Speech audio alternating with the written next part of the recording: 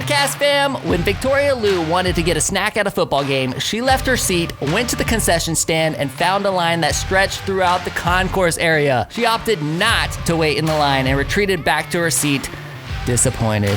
Womp womp.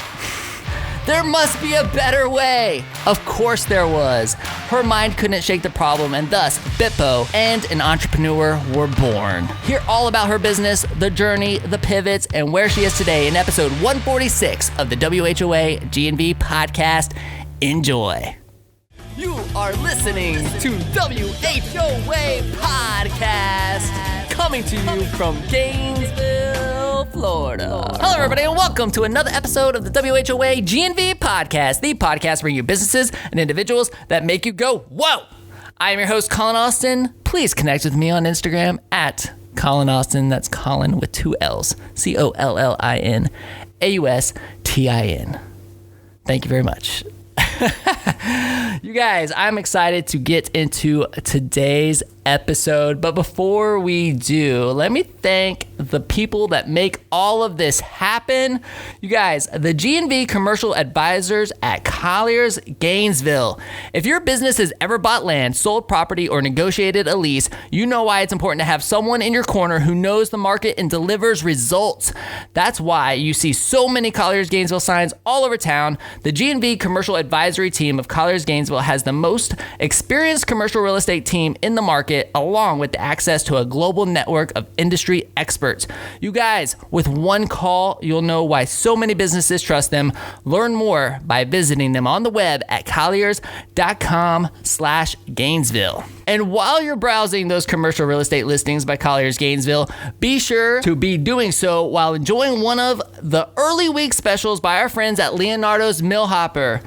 They've got manicotti Monday, lasagna Tuesday, and chicken parm Wednesday, plus each order comes with those sultry, scrumptious, and sensational garlic knots.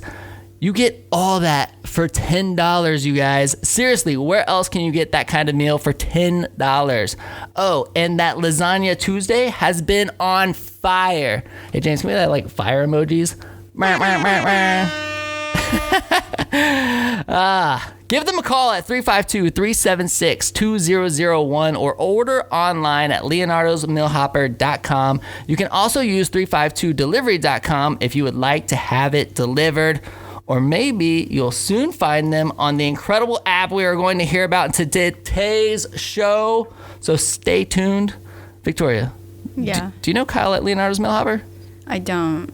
Man, we're going to have to change that, you guys. Maybe after this episode, we'll change that. Okay. Kyle's a great guy. Leonardo's Millhopper. You guys, again, that's leonardosmillhopper.com. Call them at 352-376-2001. And you guys, please support all the incredible sponsors that make this show happen. You can find every single one of them at whoagnv.com/sponsors. I also wanted to let everyone know that the Community Foundation of North Central Florida is putting a twist on our community's 6th Giving Day by introducing the Amazing Give Workday Edition. This 12-hour online event is 7 a.m. to 7 p.m. on Thursday, April 22nd. The Amazing Give is an opportunity for us to rally together and give back to the organizations in our community. Whatever your passion, be health, human services, arts, education, animals, or more, this is the time for your gift to have the greatest impact. Go to theamazinggive.org to find your favorite nonprofits and donate. Again, that event is going to be 7 a.m. to 7 p.m. on Thursday, April 22nd, theamazinggive.org. All right. Let's get into the show, you guys. I am so excited for today. Today on the show, we have Victoria Liu, founder of the company Byppo, where hippos get together and chomp the line. I have no idea what that means, but I'm excited to find out. Victoria, long time no see. It's Welcome been to almost the show. 2 years. I know, it's crazy. It goes by so fast. Yeah. I mean, a year of it's been pandemic life, but it's like everybody was huddled away.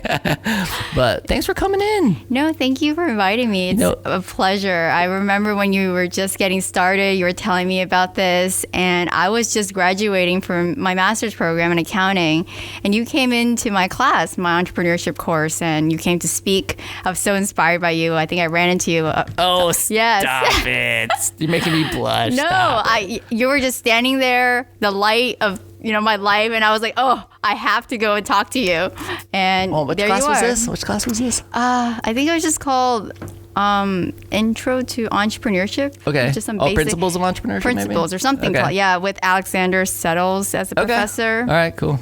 Yeah, and you came in to speak one day as a guest speaker. It was like an hour long. You were telling me that you had struggled in the beginning, where you had to like max out all your credit cards, paying for all this stuff. And I was like, oh my gosh, that's much. I want to be exactly like this guy. Let me max out credit cards. Yeah, and then afterwards, I think I ran into you. Was it at a coffee shop or somewhere? And I came up to you like, hey, do you remember me? You're like, no, but okay, hi. Was it exactly like that? Well, No. Yeah, well, maybe, yes. So, did I have something to do with your entrepreneurial spark? Of course. Getting off the ground? Yes, Yeah, of course. So, real quick, what is where hippos get together and chomp the line? What does that mean? Isn't that pretty just a slogan. self-explanatory? I don't know. I just like... Okay, so there's a lot to explain in that. Well, first of all, hippos. Why hippos? A lot of people ask me why I named my company Byppo, and it originates from the idea for when I went to my first football game. I went to the UF versus Kentucky, and so I don't know anything about sports, by the way. Okay. So I go into this football game not knowing anything. I was pretty bored. And then I was hungry. It was really hot. It was, I think, September 7th that day. I went to the concession stands, and I realized just how long the lines were. Like, this isn't, I can't wait here. I went back to my seat. And because I didn't know what was going on in the game, I started thinking like far into the distance, and thinking, who else has this problem that I'm facing? Who they're hungry, they're thirsty, they can't get something to eat, they don't want to stand in line. And the people who care and know what's going on in the game, they must really not want to leave their seat. And a few months later, I was thinking there must be an app, we can solve this problem. I just didn't do anything for a couple months afterwards. And then you came to my class to speak. I think it was October. It was a fall course that you came in to speak at. I think around December was when I was like, I got to do this. I'm going to start a business.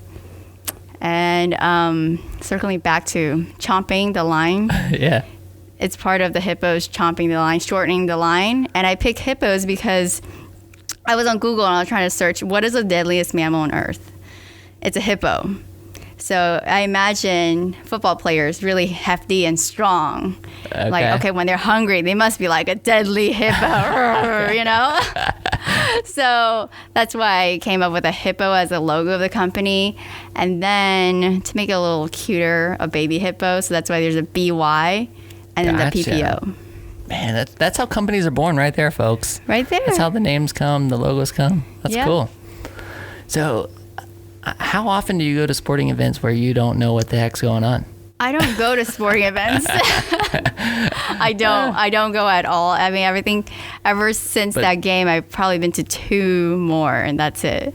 So this was just for the experience? You just wanted to... Yeah, I was graduating from UF. They're like, you have to go to UF football game before you graduate. No. Okay. I was not interested. But ever since then, it's where I started my company. So you launched this really before you got your degrees? I did. I incorporated my company in March, and I graduated in May. So it was 2 months before graduation. I don't know if you know this. I did the exact same thing. Before you graduated? Yeah. So New Scooters Plus was founded March of 2004, and I graduated in May of 2004. Well, look at that. Yeah. Oh. Yeah. It's a reflection. I think there's a pattern going on here. All right, cool. But yeah, but even before I graduated, I had a job secured, lined up, I knew exactly kind of my path going on in my life, and for a while I kept thinking, what should I do? Should I just pivot after I studied 5 years for this degree to go in an accounting profession? I was actually going to be an auditor at an accounting firm in Miami. They had great benefits, job security, because I spoke Chinese. They wanted me so bad. When I had told them, hey, I'm not coming, they raised my salary again. No. Yeah, because they needed me so bad for my Chinese abilities. And they were like, no, we really need you. I'm like, I'm so sorry. I can't. I'm going to start my own business. Oh, man. So you had like something really nice even lined up. Yes. My family all lives in Miami. A lot of my friends were there. I was born and raised in Miami. Okay. So the whole plan was get a degree at UF, graduate, go back. All lined up. Okay. And then two months before graduation, I said, nope. Sorry. So, all right. So I'm really interested to kind of hear, like, what did the family think when you told them that? Oh. I mean, were they like, So, yes, my family was not supportive at all, Really? to say the least. I struggled a lot. I don't know if you hear about Chinese households and how they're run. Really strict and tight. okay. Disobedience is not tolerated at Okay. all. So it was very much like you're doing this, and then Yes. you're kind of like, So- no, I'm not. So my Okay. sister's a lawyer. My oldest sister's a lawyer. My middle sister's a doctor. I was going to be the accountant. It was all planned, and I broke their plan. My dad was furious, and he probably said the worst things that a father could say to a daughter. To Really? me, yep. They emotionally did not support me. Financially didn't want to support me. Nothing. They were like the opposite of support. They were putting me down. You're going to fail. You're going to do horrible. You don't know anything about doing a business. You're so naive. So what did you do with that? I said, okay. And then I went with it still. Sometimes I feel like Does it still hurt you? I wouldn't. I don't know. Like, I can't tell if you're like getting a little emotional talking about it, or if it's just like. No, I'm so used to it, actually. I don't get too emotional now because I'm so used to it. But in the beginning, it really did. Even after I graduated, the whole plan was to move myself back to Miami, right? Get all my stuff ready to go. I had my lease until August. That's when I could pay it till my rent. And they were like, we're going to help you pay until August. After that, you're on your own.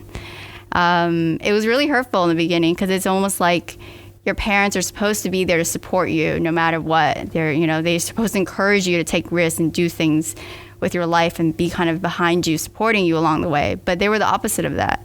They were telling me that I was not capable. And I was like, well, I'm going to show you. Yeah.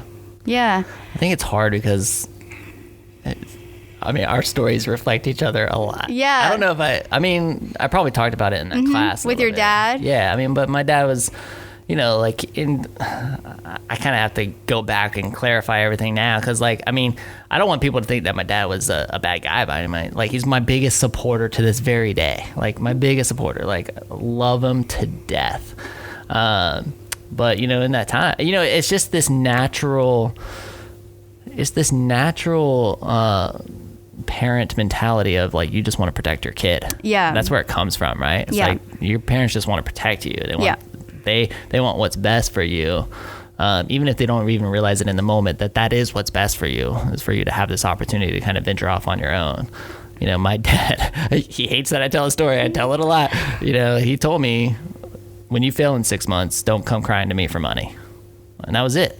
That was the motivational speech of a lifetime, right? And so, it wasn't until I went back that Christmas, they were in San Antonio at the time, and I told him, I was like, yeah, so because he asked, he's like, so how's the business going? I'm like, well, we've raised a little bit of money, and it was private loans, it wasn't equity, but we raised a little bit of an private investor loan capital, and this is what we're doing for them. We're making them money. And then eventually the conversation was like, well, I want to make money, so they ended up becoming one of my biggest investors.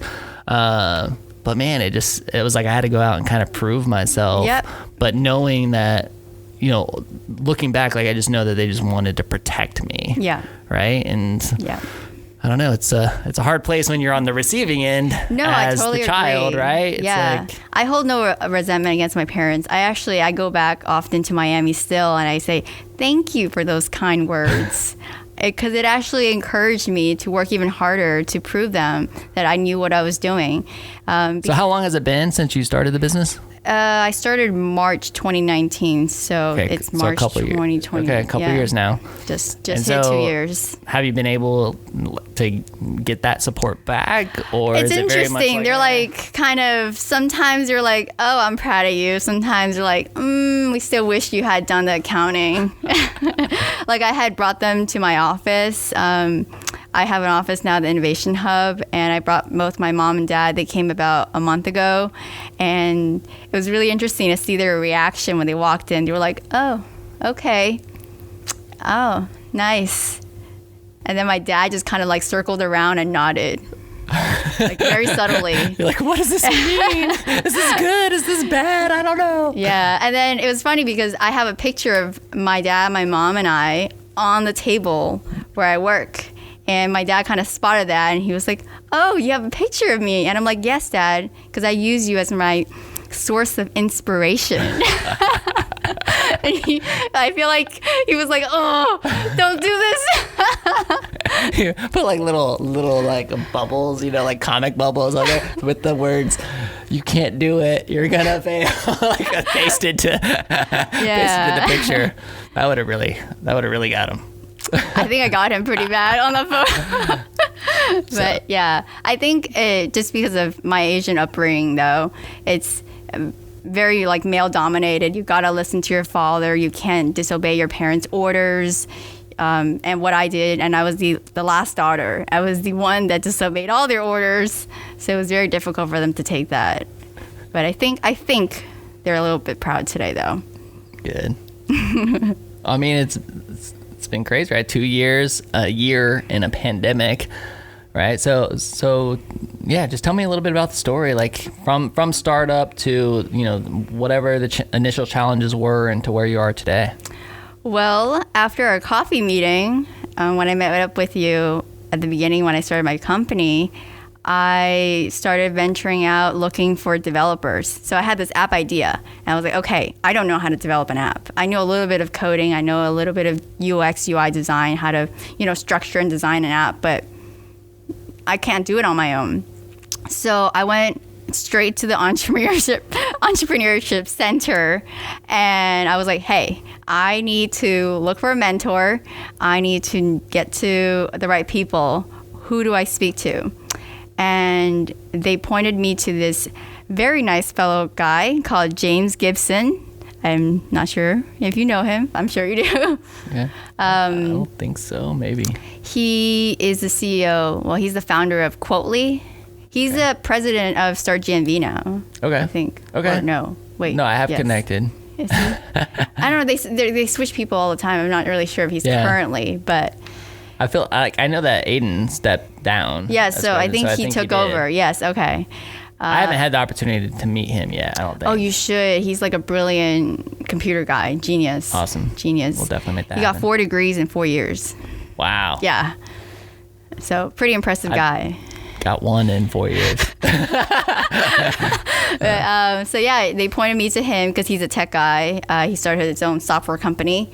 And so I had a meeting with him. I sat down with him literally at UF at the Entrepreneurship Center, that first floor building on the bottom. And he was like, Victoria, what's your idea? And I just pitched him right there. And he's like, I could write you a check right now, 15 grand, but sell me your idea. Tell me what you want to do. Oh, nice. I was like, okay, this is what I want, this and this and this. I was so nervous. I didn't know how to go about it. But obviously, he kind of used that as a practice to eventually me trying to find funding in the future. Because he says, this is where you start with starting a business. You have to sell your idea. Do not go and develop your product without selling your idea and proving your concept. Because when I first went to him, I'm like, I need money. I need this and this. I need to build my app right now. And he says, no. What you need to do is prove your concept. Go to your customers. Ask them, does this solve the problem? Does having an app at your seat at the stadium solve the problem that when you are watching a football game, you don't have to get up and waste your time at the concession stands? And I did that. I went straight to all the people at the UF games. I literally stood outside and took like surveys of people walking in, like, hey, if there's an app, would you use it? Would you use it? And well, obviously there was good responses. Then I went back to him and I said, I got my proof. And then he was like, okay, I've got you a developer. And so he linked me up with a developer who was just freelancing at the time, but now he's my full-time developer. And we worked for, I would say, 4 months, and we launched the beta test app of Byppo 1.0 at a softball game. Okay. At the Gator Ball Academy. Are you familiar with that? They're like a junior league, private baseball league here in town. They had a small baseball game that night. Oh, softball, baseball. I don't know what the difference is. I don't know sports. I'm sorry. What's the difference? One's a softball, one's a baseball. Very similar. They are? Okay. In nature, I have yeah. no idea. But okay. I love it. It was I think August 27th that day when my app launched, and I was sick. I lost my voice. I had a running nose. I still have pictures of this documented where I went to the softball game. I'm going to just go with softball. And I had tissues like up my nostrils, and I'm like, I have to try out my app. And there was this one guy, and I took a picture of him secretly. He didn't have cash to pay for French fries that he wanted to buy for his daughter, and one of the concession stand ladies was like, well, we use Byppo. You can now use Byppo to buy your French fries. Nice. So he pulled up his phone and then like started loading the app, and I was like, oh my gosh, this is my first customer. And he was a little bit confused on how to use it. So I kind of like walked up to him, this random girl, like just trying to help him order fries. And he put in his credit card information in, and it went through. And when the kitchen in the back, because the vendors usually have an iPad with all the orders coming in, when it went through, it made a beep sound. And when the moment the iPad made the beep sound, I was like ecstatic. I was like, oh my gosh, it works. They got the fries. Even though the lady was like right there, But it was really rewarding to see that something that I created from scratch actually worked. That's amazing.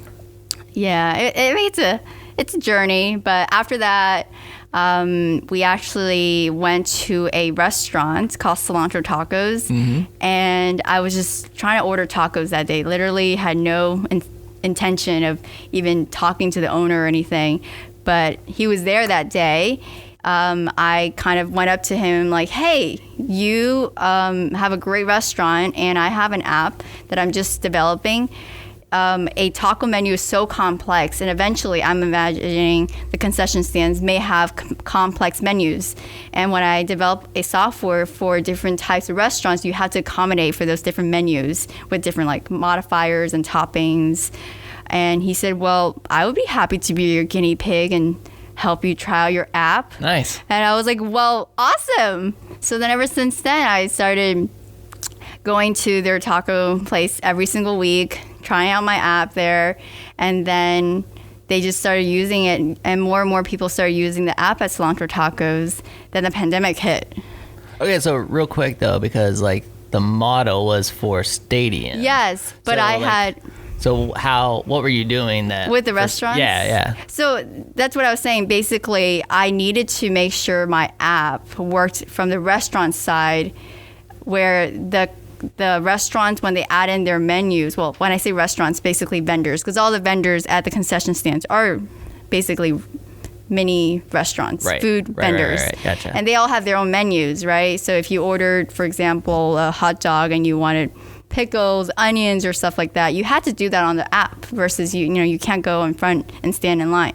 So to make that from the software side for the restaurants to include that in their menu from Byppo, it was really complicated.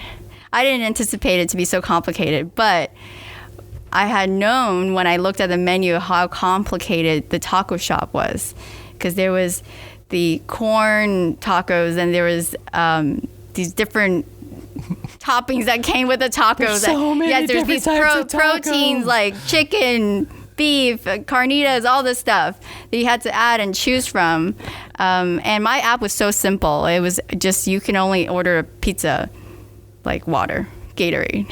I didn't have the complexity. So this is why I went to a restaurant and asked them, can I just have you go on my app, make sure the menus were correct, right? So that when people go on the app, they can order, for example, a taco correctly. Okay. And this is why they accepted to help for free, and they didn't have an online ordering system at the time. So for them, they saw it as a win, because they were like, oh, well, I don't have an online website. You guys can help me create one. People can order online. It'll all be free. It's a win-win for both of us. So I was like, okay. And then that was around September 2019. Then the pandemic hit February, March 2021. Right. 2020. So it was about, we were testing with cilantro tacos for about 4 to 5 months. Okay, so what did this do? Did this open up an opportunity to like help restaurants? I mean, like, yeah. Did you become like the online ordering system for cilantro at that point?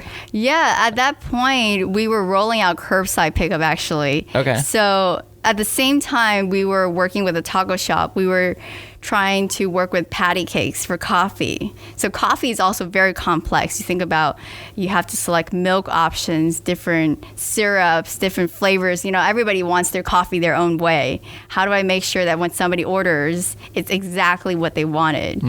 And so I was working with Wayne from Patty Cakes, and he used to be the manager at Chick-fil-A, and we were talking about how just efficient Chick-fil-A's curbside was. And we were bouncing off some ideas, and I decided... I'm just thinking on like all the examples. I see all these memes that are like, don't you wish the government was like run by the Chick-fil-A drive-thru? Yeah. Like all this random stuff. That's what I'm picturing. You're right. Like they have it down to a science. Yeah, it's crazy. So they were thinking about doing something similar at Patty Cakes, in Hale, where they have like, they're in the corner there, have people just drive up, just bam, boom, pick up their coffee, leave. Yep. And so we actually incorporated curbside pickup on Byppo 2 weeks before the pandemic hit and everything shut down. Nice. So Patty Cakes was all set for the pandemic. Their business did not change at all because they had my app ready to roll out when the pandemic hit. And at one point, I would say they said that like 80% of their business was run through the app. Okay, so were you like anticipating like these types of changes within the app? Because it almost seems like the idea is shifting or molding. Like, will it still be the stadium idea when things come back and it's the stadium's full, or do you kind of see it leaning a completely different direction? That's a good question, and I also asked myself this too. Me pivoting to the restaurants was, I really wanted to help out the restaurants. Truly, I think. At the end of the day, I go back to asking myself, why did I start a business? And it's to solve a problem and to help people. And whether it's at a stadium or locally at restaurants, I don't think it makes that much of a big difference for me. Do I still think there's a problem at stadiums? Yes. Like, I want my snack. I don't want to go to the concourse and wait in that long line. Now that I know, and miss this game that I have no idea what's going on. No, I was about to say, now that I know how to watch football games. Okay, so you've learned. Yeah, I've learned. Now that I know, I'm gonna be even more. What's the word? Impatient. Okay. When I want my pizza and my drink.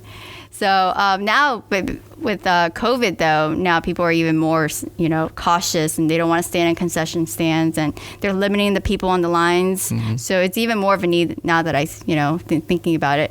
I do think eventually I would still like to venture out to the stadiums and entertainment avenue, because if you think about you going to like a Taylor Swift concert, Don't want to miss that yeah, song. you don't want to miss your favorite song and jam, with her. You gotta stay there. Right. You paid for your $500 ticket. You're not gonna go to wait for your $5 pizza. Yeah. So what's your vision for what's the fee for that? It's like, man, like this song is gonna cost me $3 because I don't want to go, or is it $5, or like how much is the convenience fee for having the food brought to you versus? It's right now we're on like on a supply and demand. So it's kind of like Uber. So it adjusts. Oh, interesting. Yeah, so if it's prime time and everybody wants It's Taylor Swift's #1 song, you're not leaving. it's got to pay more. You like adjust it like it's like the last 5 minutes of the game and it's tied and you're like, oh, convenience fee is $25 if you want this drink brought to you. No, I'm pitching ideas. I'm an entrepreneur, Yeah. I like it, the supply and demand. It's supply Uber model. Yep. So, you made this adjustment to the app, right, to help these businesses do this. Like, how many businesses are using it now? Right now, we're around 30. Okay. Mm-hmm. Is it all? It's only local, or where? No, we've expanded to Miami and also recently to Texas this year. Like, yo, Dad, use my app. Yeah, my dad has. Yes? In Miami, yeah. But he wished that it had Chinese on it. So we're working on that. Oh, there you go. Yeah. Okay. Where else did you say besides Miami? Texas. Mm-hmm. Oh, how did that connection happen? It was so bizarre. One day, the owner of this bakery shop, Yummy Finds, that's what it's called, she called me and she was saying, hey, I saw your app on the San Antonio TV. And I was like, San Antonio TV? I'm like, well, I didn't do any advertisement. She's like, well, I saw your ad on the San Antonio TV. I want to be on it. And I was like, well, I'm not currently operating in Texas. You would be the first one. And she just was like, well, okay, I'm on it. I want to get on it. And I was like, okay, well, let's do it. And that's literally that's how it happened. How did you figure out what she saw? No, I had asked idea? her. I had asked her, how did you even, remember my company's name after you saw it on TV? And she said, news clip maybe or something, or? I'm not sure. I mean, I was featured on the WCJB news a few times, so maybe it went there. She just said that it was a free app during the pandemic, helping businesses locally. She was a local bakery shop in Victoria, Texas, and she just wanted to be on it. And she knew that I was a female startup company, and she was looking to support me somehow. And I was like, okay, well, that's really nice of you. I don't know who you are, but you're amazing. You're like, do you want to donate some money to my cause here? Well, she's been doing great. And she's actually in the process. She was thinking about expanding her shop to different places in Texas. So we're looking to help her with our other locations as well. That's cool. Yeah. What was the shop? Yummy Finds. Yummy Finds. Yeah, it's a lot of cupcakes. In San Antonio? No, it's in Victoria, Texas. Okay. It's a little town called It was Victoria. meant to be. I know. I was like, is it because of my name is Victoria? Like, it's meant to be. Yeah. That's funny.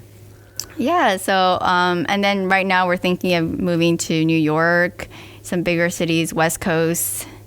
Yeah. How do you manage that? Like, I mean, it seems natural to like focus on one area first and really hit a home run, right, with the Gainesville restaurants or whatever, and then expand? Or is it just kind of like you get those organic touches from people in Victoria, Texas, and you're like, all right, let's go? Yeah. Well, at first I thought it was going to be a challenge just because I wanted to be more hands-on with my business. I want to meet every single owner very personally. But with the pandemic and Zoom and everybody being remote, even if I went to Texas or even if I went to California or something, they wouldn't even want to meet me in person now because everybody wants to meet on Zoom. Right. So I think with that, it helped a little bit, just making it easier to expand without me being actually physically being at a place at the time. And I think because being a software computer-based company, to scale has been very easy. I developed the app with the intention of scaling. And so right now, as we onboarded new restaurants from different places, we don't really have any limitations. I've literally had a client from Saudi Arabia reach out to me with his coffee shop. Interesting. Yeah. I would have onboarded him except the language. I didn't know how to import his menu correctly. That's super interesting.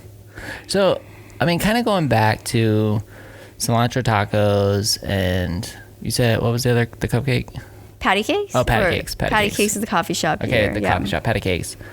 I mean, you were already in the process of doing some of these, curbside menu ordering, right? Mm-hmm. But this was before pandemic. I mean, do you just kind of look at that as like, man, this was like impeccable timing.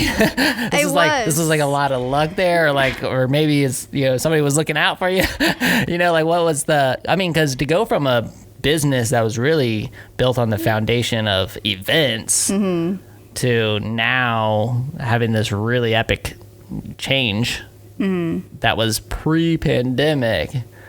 I mean, right? Like, did you just start diving more and more and more down that avenue when the pandemic hit? No, really, I came with the intention of still working with the stadiums, regardless of me partnering with these restaurants, because I really used them as a tool to make sure my app was ready.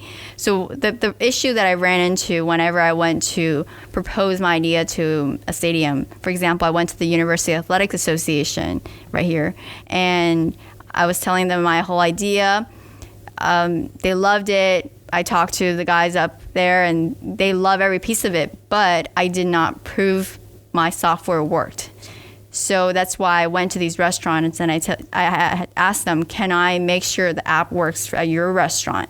Got it. So it gave me better luck and a better chance to prove myself and have more credibility when I went to these huge stadiums that off the bat, I would get 30 restaurants, 30 food vendors essentially.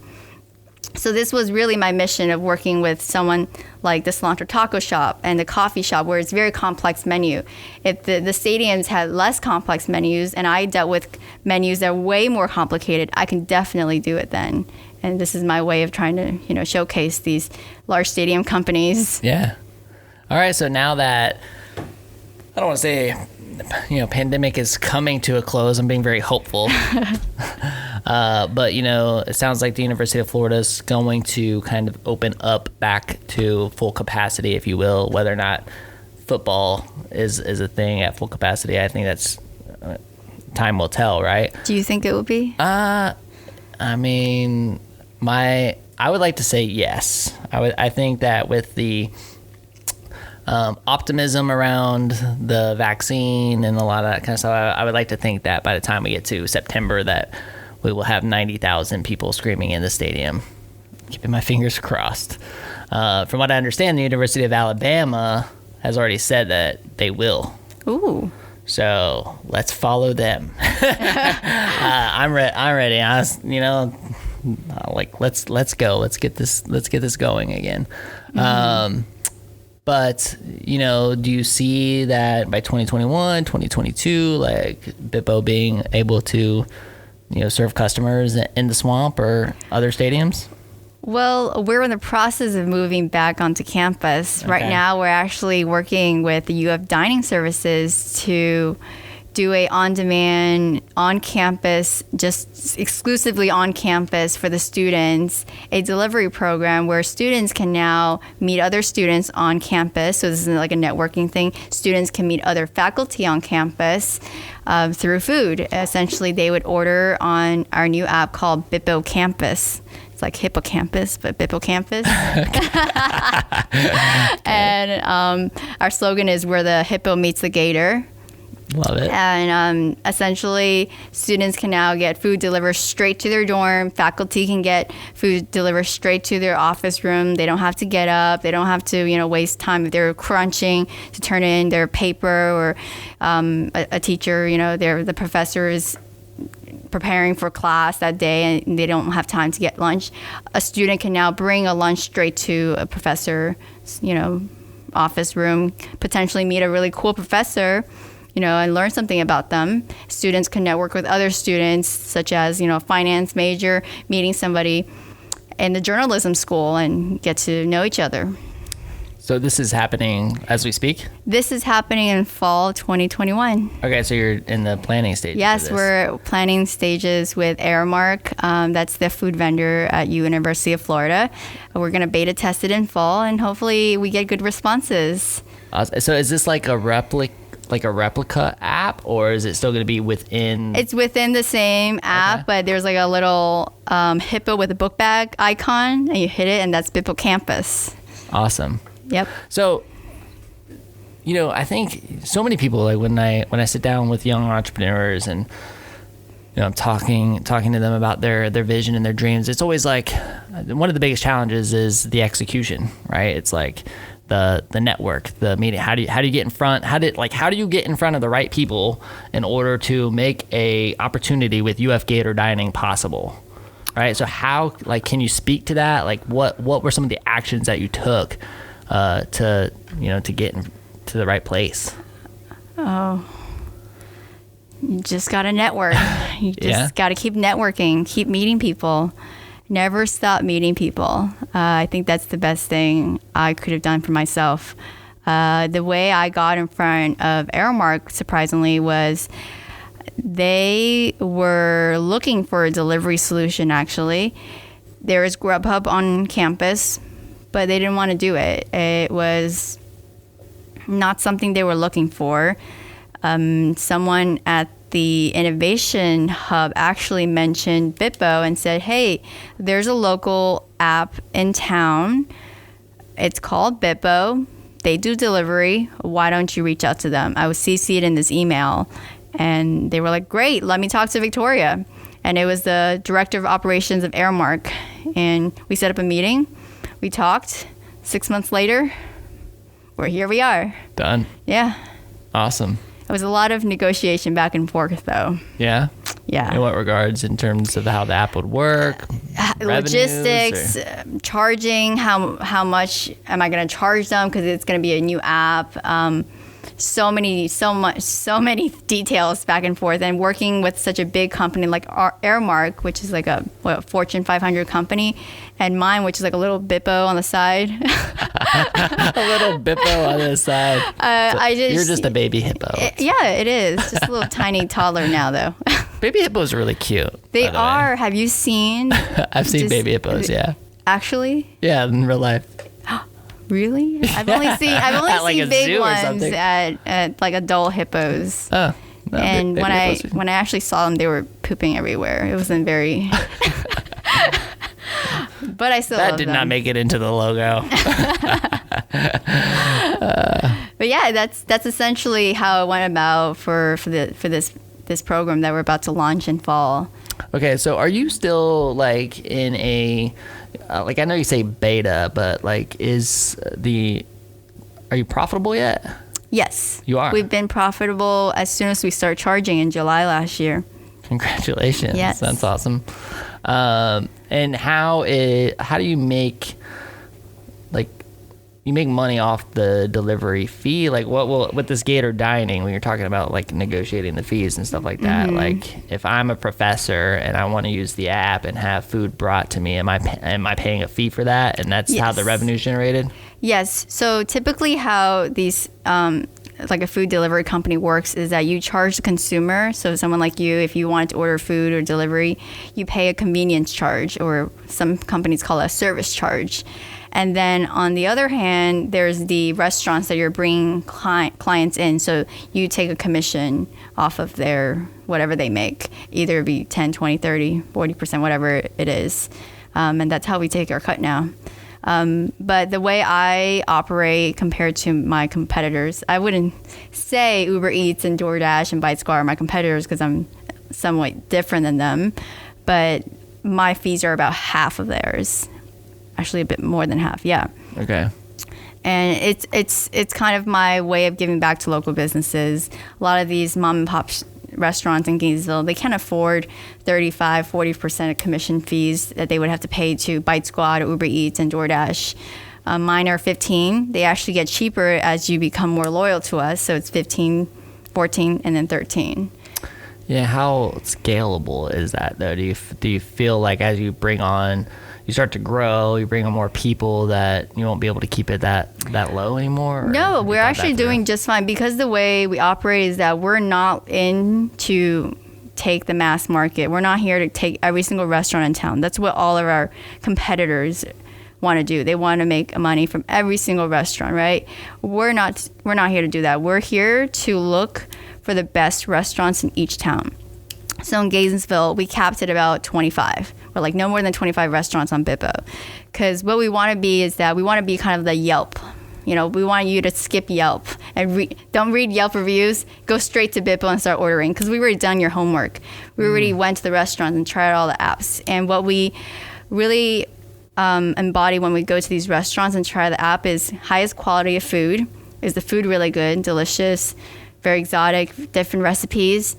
Highest service. Are the people there nice? Are they there to care about you, make sure that your food is great, and make it to the way that you like it. And then cleanliness, obviously now is more than important. It's very important to make sure your food is clean, the kitchen is clean, the environment is sanitary. And so those are our 3 check marks that you have to make to be on Byppo. Do you see an opportunity for you're not charging the restaurants anything? Yes, we are now. Oh, you are? Mm-hmm. Okay, I was about to say, because it sounds like you kind of become this exclusive. It is. It's very exclusive now. A lot of restaurants want to be on Byppo, and we don't allow them. Because either we hear something about a restaurant, they don't meet the standards, a customer has complained about them saying that their service is bad. We're not going to endorse that. Yeah. Interesting. This is cool. Yeah, it's a little different. Cool. Yeah, it's been cool to kind of see it change. It grow and change and transition, and I'm really excited to see where it goes. So, yeah. So 2 years in, what's been the biggest challenge up to this point? If there's one thing you're like, man, this was the biggest issue we dealt with, or the biggest challenge we dealt with. Biggest challenge. Look at you over there. She's like, man, this has been a cakewalk. Everybody should do this. Everybody become an entrepreneur. It's easy. Besides my parents, let's see. Yeah, it's definitely a challenge. Yeah. Definitely mentally, for sure. I would say hiring the right people and keeping your team is very important. Retention. How big is your team? Right now, it's about 9 people. Dang. Yeah. But, it grows and it goes down and up all the time. Yeah. I personally have struggled with just being a female founder. When I hire male people that are older than me, they struggle to take orders from you? Yeah.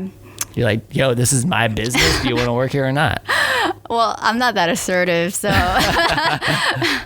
But I have struggled with that. Just being able to tell them, hey, I need you to do this. I need it by a certain deadline. Can you make sure you get this done? And they're like, I'm older than you, and I know more than you do, more life experience. You can't tell me what to do. Yeah. So I've struggled with that a little bit. I could see that, and I can, really, I'm sure it's unfortunately a different level. Being a female founder, I can say I've dealt with it from the standpoint of hiring people who are older than me. Yeah. And saying, look, dude, this is my business. I'm hiring you. Do you want to help me grow this thing or not? And yeah. But I'm sure it's a whole nother level as a female founder, unfortunately. Yeah. And also just my young age. A lot of people are surprised that I'm only 24 and made it this far.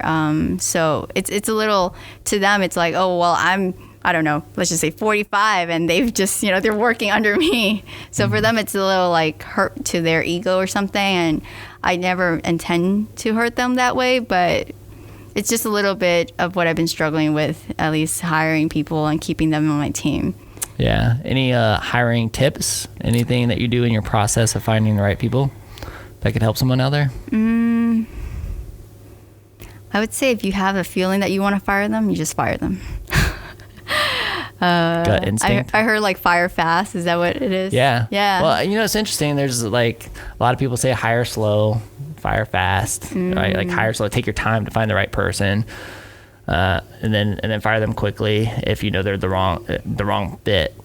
Get them out of the organization quickly. I agree with that 100%. Like I've had people that I held on to because I was like desperate for help, and then they ended up costing me way more in terms of headaches and everything else. Like it was just a disaster. So I'm definitely on the fire fast train.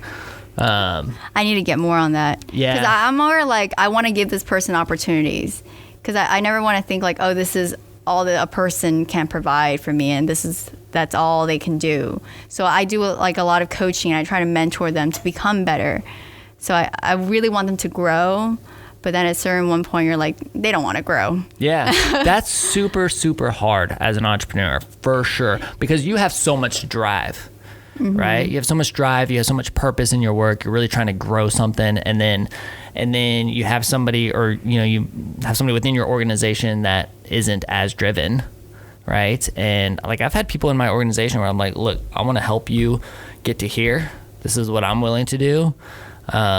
But they didn't want it enough. Yeah. You know what I mean? And I had to let them go. I had to get them out of the organization because they just didn't have that drive to succeed, or to improve their own. There wasn't anything about our organization. It was about improving their life, and they didn't want to do it.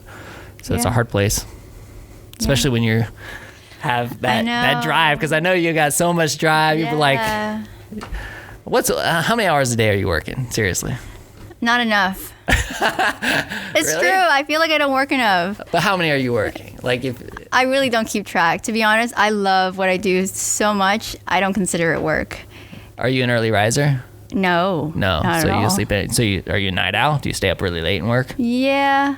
3 o'clock, is that late? Yes. Yeah, okay. I know people who go sleep way later, so. Like my trainer wakes up. That's when he's like, I woke up this morning at 3:30, and I'm like, well, I went to bed at 3:30. Yeah. Yeah. So 3 a.m. is late if you're staying up that late. Are you usually working that late? Depends on the day. Sometimes I am there's a lot of, you probably get this, just a lot of time spent sitting and thinking. So even if I'm not on the laptop typing stuff or sending emails, I sit a lot and brainstorm, like, how can I make my business better? What do I do about this employee? Or, what do I do about this and that? And you just keep thinking for hours on, and it's like 3 o'clock before you know it. Yeah. But do you call that working? Yeah, for sure. Yeah. So when you ask me, like, how many hours are you working? I don't really know. I don't think I work enough. That's better though. than getting lost in like TikToks, where I'm like, I'll end up like scrolling through TikTok for an hour, and I'm like, what the hell just happened to this hour? Where did it go? So that's much better doing that idea brainstorming. Yeah. So you know what I started doing though that really helps with a lot of that. We kind of talked about this in the last episode. Is like I'm an idea generator. I have figured out. It's taken me 17 years to figure this out, y'all. I've figured out that I really need to have people around me that execute. That I can say, yo, here's an idea. Like go do this idea. Here's an idea. Go do this idea. And like really have a great team around me that can go and execute. Because I think my biggest problem as an entrepreneur, I said this in the very last episode, was I'll come up with all these ideas, and I have a hard time picking which ones I'm actually going to pursue. Wow. What's your best idea right now? Oh, man. I don't know if I should share it. It's so good. I'm like, I don't like. All right. You're second best. Maybe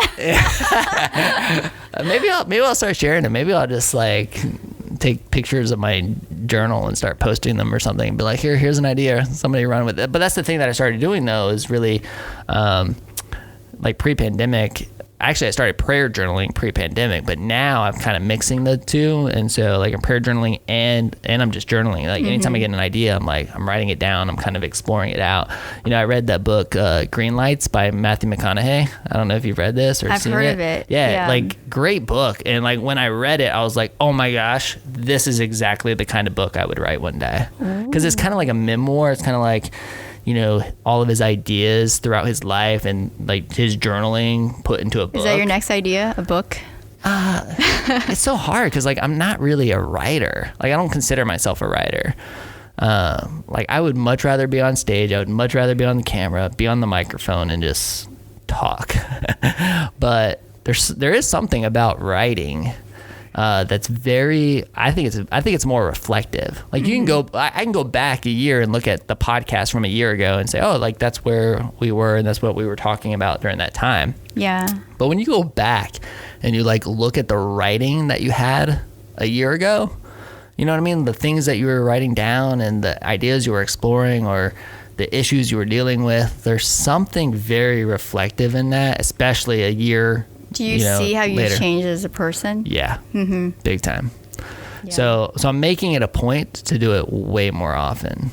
And so I journal a lot. I carry a really journal good. around, and I'll just like, and sometimes I don't have my journal on me, so I literally email myself. Like I'll write out the entire like thought, and like I was driving the other day. I couldn't write anything down because I was driving. When I stopped driving, I literally pulled out my phone and I wrote everything that I was thinking about and then emailed it to myself. Nice. And then I printed it and put it in my journal. It's going to be cool because like 5 years from now, I'll look back at that time and I'll be like, man, like that's a cool spot. Like look where I was at 5 years ago. Look what I was thinking about, you know? Yeah. So I don't know. I'm really excited. It's going to be an experiment. Maybe I'll publish it 10 years from now. I look forward to it. When I'm old. And more gray. I was going to say gray, but I'm already gray. I don't see the gray. That's because I wear a hat, y'all. You're welcome. This has been a lot of fun. Oh my gosh, the time went by like super quick. Oh. Yeah, I know. It goes by really, really quick. So, tell our audience where they can connect with you, where they can download the app. I mean, it's got to be pretty easy, right? So it's actually not a download app. Okay. You don't even have to download it. Yeah, it's straight from the web. You just put in app.byppo.com, go straight to ordering the best food in town. Can I ask you why you designed it that way? Yes. So the Byppo is actually a progressive web app, which is short for PWA. The way that I envision Byppo is in the future of apps, you see that less and less people are downloading apps. I mean, how many apps do you download a month? None. No, yeah. So I didn't want Very it to rare. run into the issue of having that kind of hurdle where somebody has to go to the app store. Oh, wait, I forgot my Apple ID. Oh, what's my password? I mean, just thinking about my mom, she has probably like 5 accounts with Apple Store because she keeps forgetting them. Then you run into the issue of storage space. Everybody's phone is all full these days. They got 20,000 photos that they keep taking, and it's a challenge when you want to take up somebody's space on their phone. But with the PWA, a progressive web app, you don't have to do that. You have more power and flexibility on a PWA than you have an app, because an app store, you go through very strict standards that the Apple Store sets.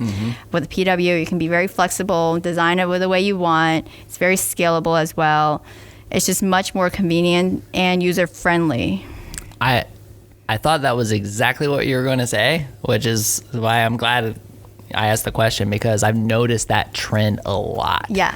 We even developed like a service app for our dealership where customers can kind of track I actually had the idea back in 2012, and it's just now becoming this like really great application where people can kind of track their scooter service through from start to finish and have the ability to pay, online and that kind of, cool it's idea. really, really cool. Yeah. But we made it the same thing, like web-based, not download this app, which back into that, if we would have done it a long time ago, we would have, because it was like, oh, download our app. People are actually sick and tired of downloading apps, which is such an interesting trend, given that we live in this mobile-first world. I know. People used to think it's cool, like, oh, I have an app. But I'm like, no. Well, it's an app, but it's not on the App Store. Like, bookmark my website, make it super easy, Yeah, you could just actually save it to your home page, and it'll just look and operate just like an app, too. Yeah, it's awesome. Well, congratulations on the success. 2 years in. I'm super excited. This is going to be one of those fun episodes to do a callback on. Have you back in here in a few years and see where it's gone. It's going to be super, super exciting. And of course, if I can do anything else to help along the way, definitely reach out. But I have a feeling you're going to like surpass me very, very quickly. No. You're like, you're on your way. You're going. No, it's actually funny. The other day I was at the tennis court and I was playing tennis. And I turned around to my friend, Michael. He was playing tennis with me. And I was saying, you know what? I feel really guilty being at the tennis court. I own a business. I need to go back and do my business. I feel like I'm wasting away. I'm wasting my time. I have so much potential. I need to like give back to the community and like just you helping out. When I first started, I want to really go back to the community and just share my experiences and help out other student entrepreneurs just like me. When I started, I had no idea what to do.